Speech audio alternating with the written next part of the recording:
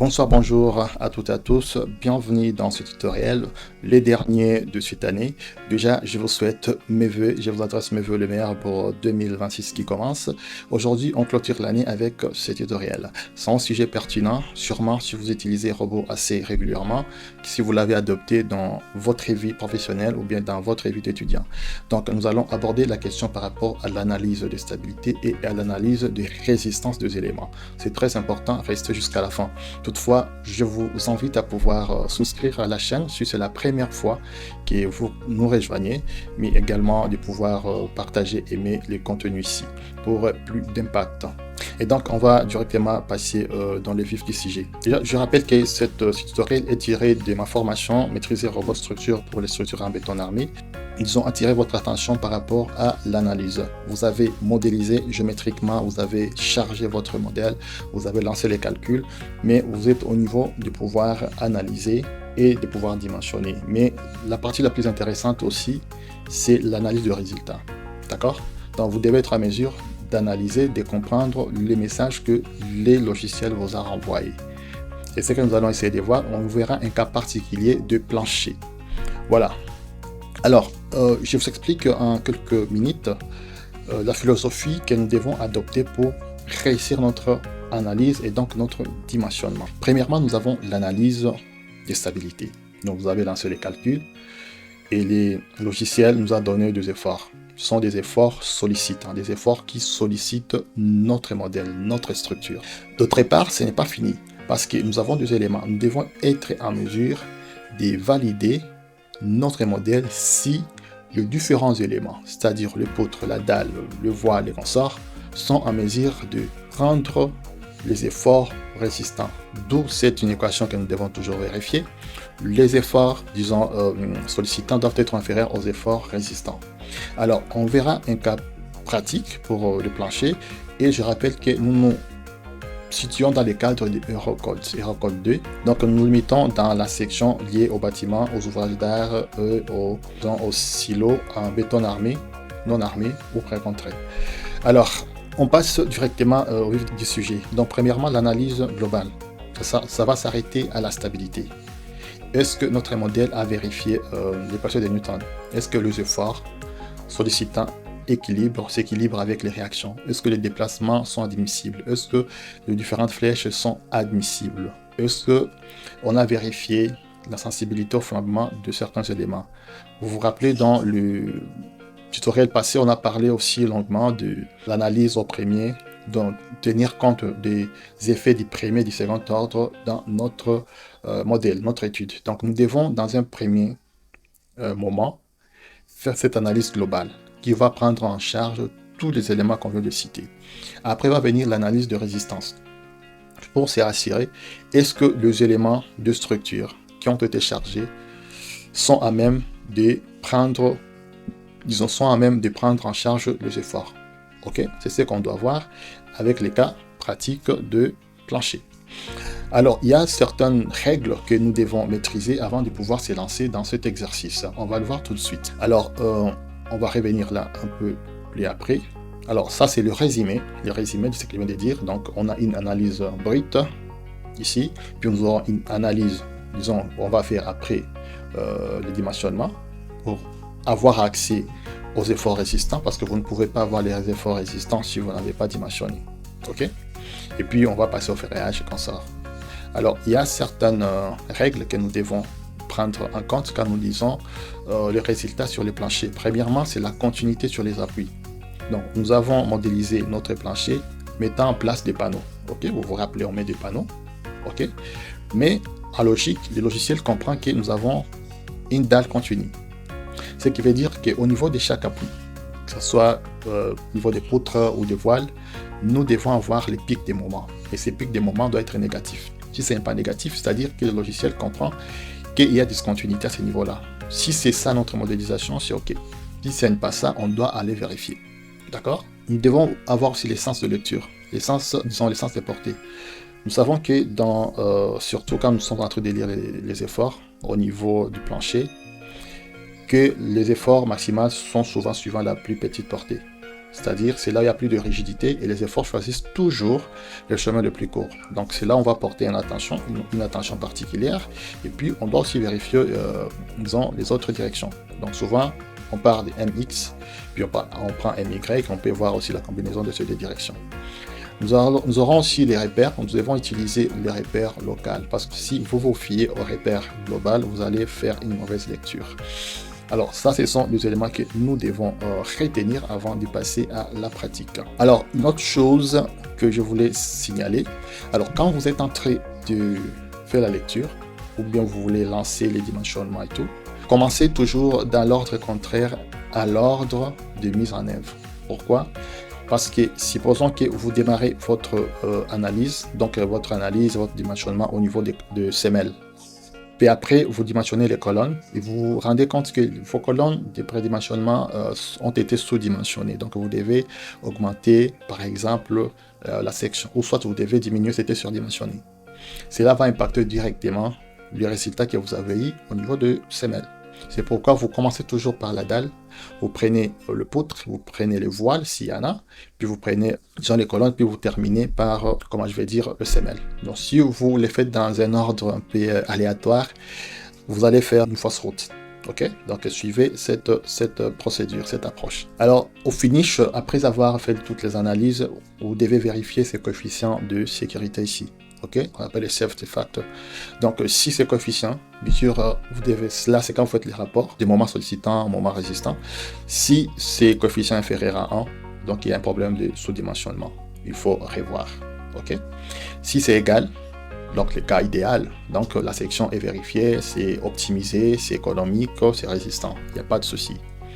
Mais si c'est strictement supérieur, par exemple, ce coefficient est parti à 2, 3, c'est-à-dire vous avez sous-dimensionné, vous prenez, je dirais, la section 3 fois plus. Donc, économiquement, ça va toucher sur le budget de votre projet. Donc, vous allez, par exemple, mettre en place une colonne, une poutre, avec, ici, si vous avez 3, donc un budget peut-être qui va coûter le double ou le triple. Donc, c'est là où nous devons être beaucoup plus regardants pour optimiser et donner la chance au projet de pouvoir réussir, de pouvoir être achevé. Voilà, nous allons passer directement maintenant au niveau de la pratique. On va voir vite. Donc, on prend ces cas ici, du projet sur lequel on travaille depuis. Donc, on va entrer dans le plan X, XY. On est à ces niveaux-là, donc vous pouvez changer les niveaux, ça vous le savez très bien. Ici, j'ai créé également un groupe pour ces panneaux pour pouvoir les sélectionner automatiquement, les moments quand c'est important. Alors ici, on va lire le résultat. Vous pouvez le lire sous forme de, disons, de tableaux. Vous verrez qu'il y a beaucoup de, disons ici, il y a beaucoup de données. Bien sûr, après avoir choisi la combinaison, vous verrez qu'il y a beaucoup de données et que nous ne pouvons pas dire que voilà, on va faire une lecture ligne après ligne. C'est pas logique et c'est pas conseillé. Vous allez perdre beaucoup de temps. Alors, nous allons passer directement à l'analyse graphique ici, forme de cartographie. Alors, on revient ici dans structure, dans résultat, cartographie, panneau. Et on commence par le réaction ici. Disons plutôt par les moments, je m'excuse. Alors, on prend les moments MX ici. Alors, aussi, ça, je vais en parler juste après. Voilà, ici, nous prenons les moments MX. Alors, on doit devoir déjà observer de façon, disons, visuelle, la distribution des efforts. Donc, déjà, en regardant cette distribution, on trouve que la distribution déjà a l'air intéressante. Parce que nous trouvons que les couleurs, disons, foncées, ok, ici, les couleurs foncées, nous indiquent le pic, les valeurs maximales. Déjà, si nous voyons ici au niveau des appuis, nous avons, suivant MX bien sûr, nous avons des concentrations. C'est-à-dire que là, il y a des maximums d'efforts. Mais on va afficher les valeurs pour regarder ça de près. On affiche les valeurs. Prenez ici sur valeur. On va prendre un panneau. Prenons par exemple celui-ci. Ok. On va afficher les repères locaux de chaque panneau. Voilà, ici. Donc, suivant X, ici, voyons voir. Donc, suivant X, ici, si nous prenons, nous voyons ici, nous avons moins. Déjà, quand c'est négatif, c'est bon, c'est un bon signe. Nous voyons ici, nous avons moins 1, 57,57. Ici aussi, nous avons une valeur proche, non, pas vraiment proche de 1. Non, ici, à ce niveau-là, proche de 1.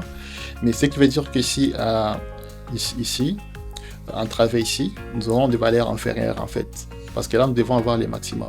OK? On peut voir dans l'autre direction, ici. OK?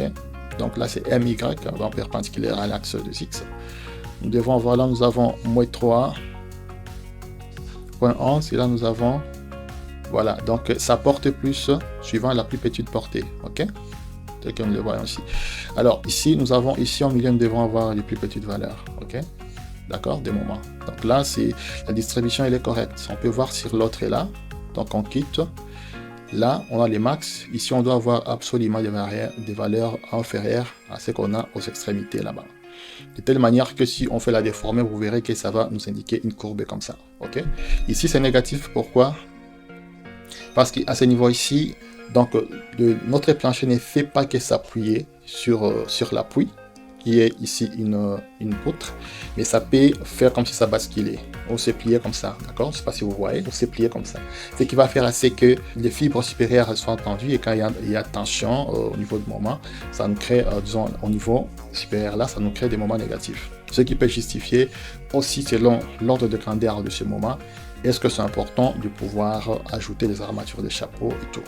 Donc c'est ça la procédure, vous pouvez l'appliquer sur l'ensemble de tous les panneaux, vérifier si c'est le cas partout. Si ce n'est pas le cas, donc vous devez vous poser la question sur la continuité. Voilà, là c'était une première chose.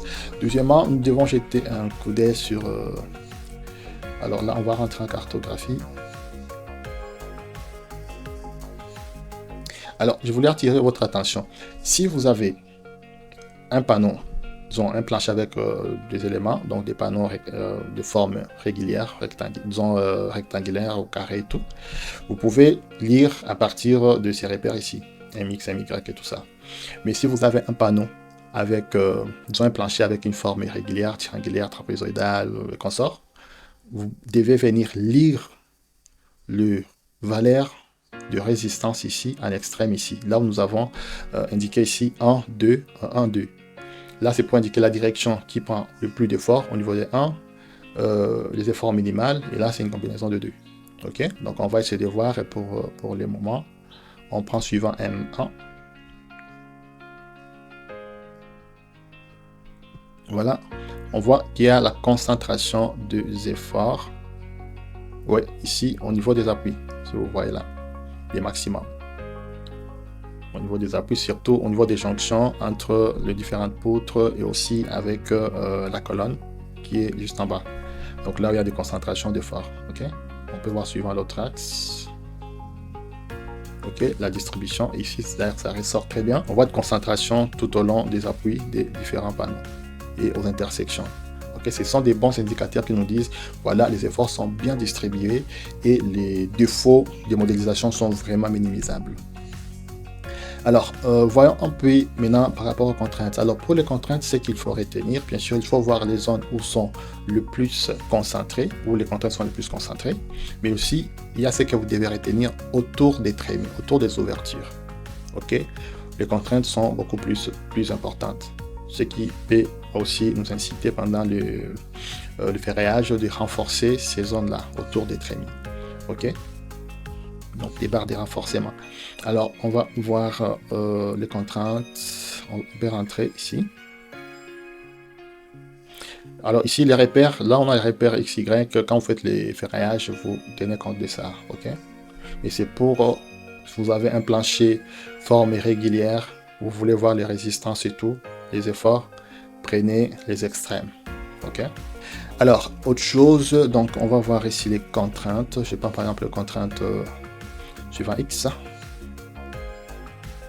Alors, ce qu'on disait ici, toujours autour du trémies, il y a toujours des contraintes assez, disons des concentrations de contraintes, des zones assez sollicitées. Donc la tension elle est plus importante autour des trémies. Comme vous voyez ici, ça peut être autour, sur tous les pourtours, soit sur l'un des côtés ou deux ou trois côtés. Comme ici, on voit, il y a une concentration là, au point. Là aussi, il y a une concentration, mais ici aussi, il y a une concentration aussi de contraintes. OK? On peut voir dans les deux directions pour avoir une vision beaucoup plus élargie. Vous voyez, c'est toujours autour ici de la trémie.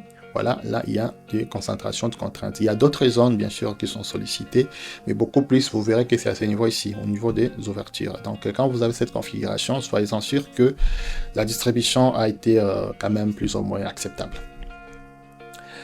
Voilà, il y a d'autres, disons, grandeurs, d'autres efforts que l'on peut vérifier, comme des efforts tranchants. OK, ceux qui tentent à cisailler. OK, on peut voir sur des cartographies les zones les plus sollicitées. OK, suivant X, suivant Y.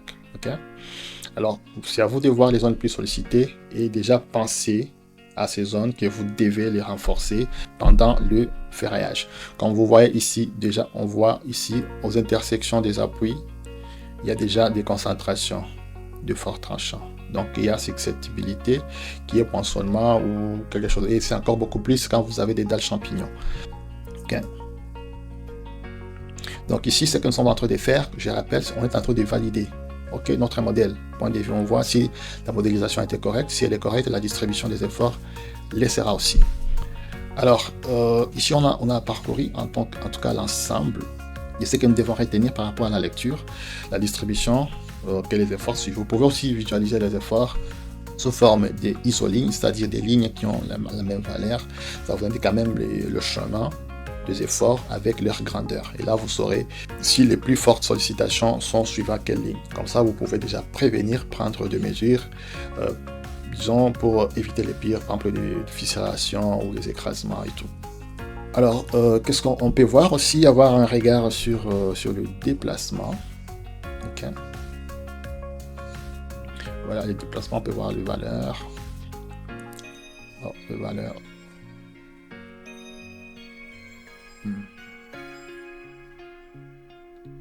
Donc ici, on va voir la cartographie.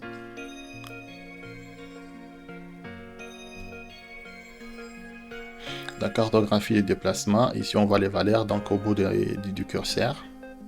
Donc ici, nous avons la plus grande portée des 6 mètres. Donc si nous divisons par le 500 suivant Eurocode, on va trouver la flèche admissible. Ici, nous avons déjà 0. Donc la plus petite, c'est 0,1 jusqu'à 0,4 cm. Donc c'est déjà admissible. Et ici, on voit de quelle façon, disons, le déplacement ou les déplacements, c'est décrit ici.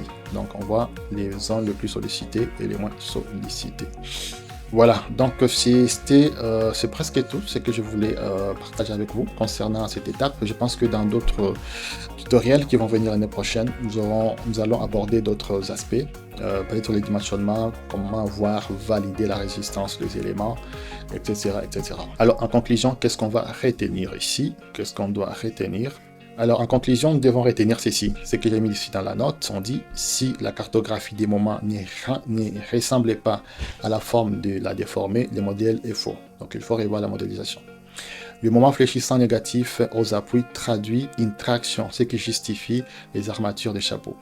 L'absence de pic négatif des moments traduit un manque de continuité de la dalle et un problème de modélisation. Donc vous verrez que dans la plupart des cas, c'est toujours la modélisation qui est indexée, qui est remise en cause. Et ici on dit les moments, et aussi on dit basculer toujours entre les moments MX et MY pour vous rassurer qu'il y a la nécessité des armatures de chapeau, de la nécessité des armatures de chapeau. Et enfin, on dit MX sur les porteurs et les porteurs perpendiculaires à X et MY, c'est juste le contraire.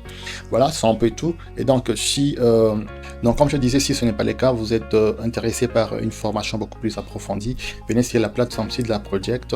Si ce n'est pas le cas, vous pouvez créer votre compte, c'est très simple. Vous venez ici sur commencer. Donc, je disais, comme si ce n'est pas le cas, vous pouvez créer votre compte sur site de la Project, c'est très simple. Vous venez ici vous cliquez sur recommencer et là, vous n'aurez qu'à entrer votre nom, votre poste et nom, votre email et puis vous validez. Vous vous connectez et vous aurez accès à ces contenus. Donc, c'est très simple. Actuellement, nous avons deux formations, Robot et Revit. Donc, si ça vous intéresse, vous pouvez voir l'ensemble du contenu d'ailleurs que j'ajoute, je complète presque chaque jour. Donc, vous verrez, la formation, elle est là. avec les différents chapitres, avec les différents contenus. Vous pouvez y accéder à tout moment. Donc, c'est question juste de vous inscrire, puis de créer un compte, créer un compte et de vous connecter comme je peux le faire ici. Donc, de vous connecter et dès que vous êtes connecté, vous pouvez choisir votre formation, mettre dans le panier et faire les paiements pour accéder. Donc, la formation elle est bien complète et elle est mise à jour assez régulièrement. Les différents chapitres sont là avec les exercices. Donc, comme je disais, donc, vous pouvez avoir accès à tous les contenus complets, l'intégralité sur la plateforme Sita Project. Donc, comme je vous ai montré, vous créez votre compte, vous accédez au contenu, vous mettez dans le panier et tout. Vous aurez l'intégralité de tous les contenus ici, ok, que vous pouvez visualiser. Il y a de ressources imprimables qu'on sort. Voilà, tout est là. Vous pouvez également, donc même la formation est certifiante, vous pouvez également accéder, dès que vous avez accès au cours, vous pouvez accéder à notre forum d'accompagnement où nous accompagnons tous les apprenants sur Seedlab Project. Et donc vous êtes le bienvenu et surtout aimez cette vidéo, ce tutoriel, partagez, commentez. Dites-nous ce que vous voudrez que nous puissions préparer pour vous pour l'année prochaine. Merci et au plaisir de vous retrouver.